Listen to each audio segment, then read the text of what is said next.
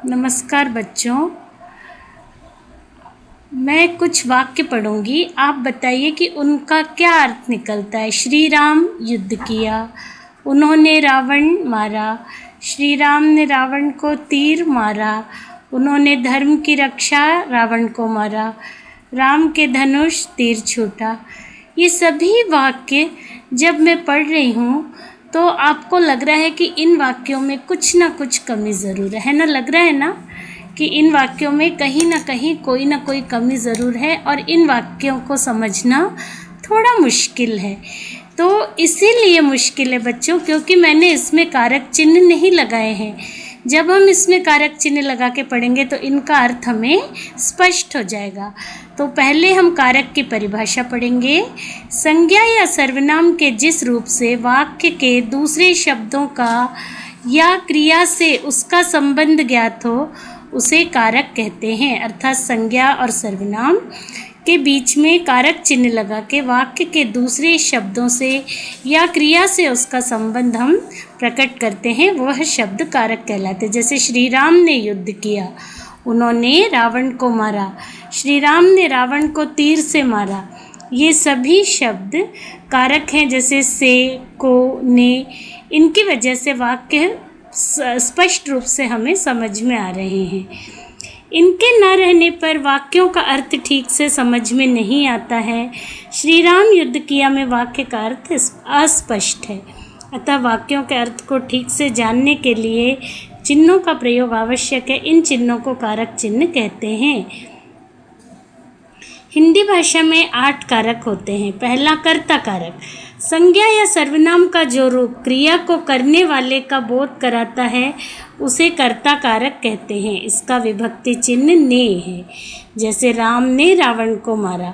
कर्ता अर्थात कार्य को करने वाला। तो जो कारक चिन्ह कार्य को करने वाले का बोध कराता है उसे हम कर्ता कारक कहते हैं। दूसरा प्रकार है कर्म कारक। जिस पर क्रिया के काम का प्रभाव पड़ता है उसे कर्म कारक कहते हैं। इसका विभक्ति चिन्ह है को। जैसे राम ने रावण को मारा, अर्थात कर्ता जो कार्य करता है उस कार्य का प्रभाव जिस पर पड़ता है उसे कर्म कहते हैं और उस पर लगने वाला विभक्ति चिन्ह कर्म कारक का विभक्ति चिन्ह कहलाता है, जैसे कि को। तीसरा है करण कारक। किसी भी कार्य को करने के लिए किसी न किसी साधन की आवश्यकता होती है। जैसे हम गिलास से पानी पीते हैं, कलम से लिखते हैं, उसी तरह इस साधन को हम करण कहते हैं और इसका विभक्ति चिन्ह से।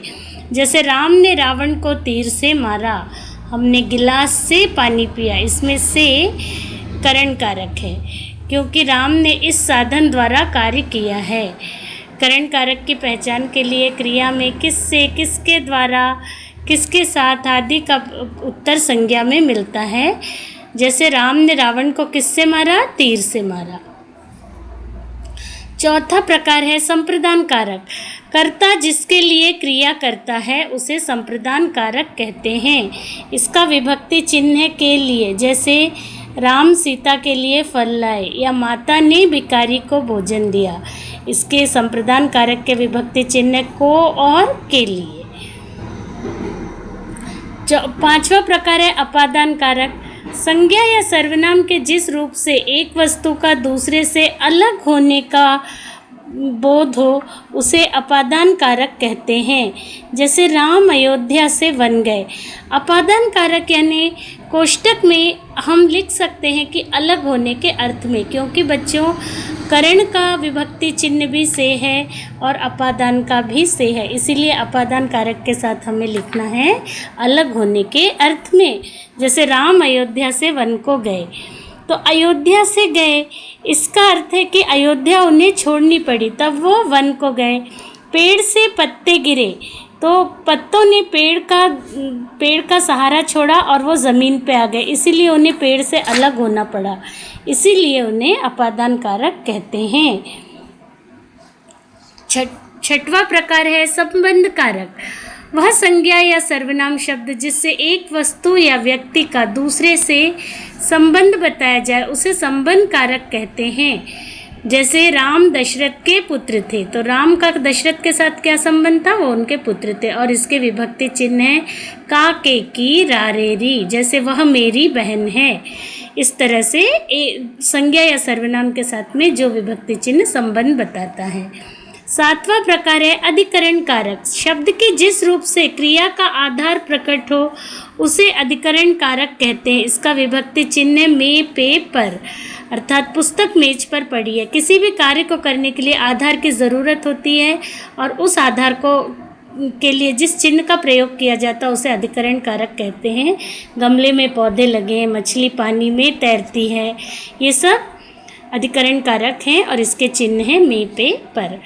फिर 8वां प्रकार है संबोधन कारक। शब्द का वह रूप जिससे किसी को पुकारे जाने का भाव प्रकट होता है उसे संबोधन कारक कहते हैं।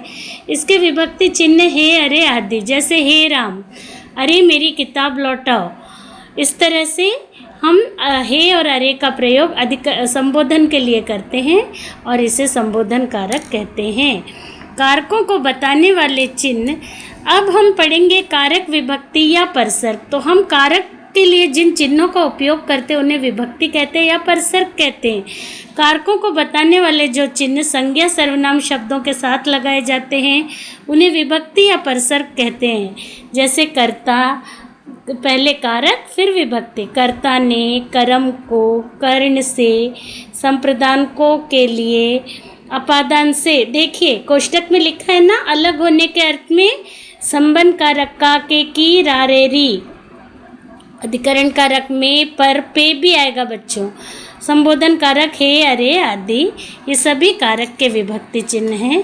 तो बच्चों आपको आज कारकों के बारे में पूरी तरह से जानकारी मिली और अब मुझे विश्वास है कि आप इन कारकों का प्रयोग कर अपने वाक्यों को शुद्ध रूप से लिखना सीखेंगे। धन्यवाद। आपका दिन शुभ हो।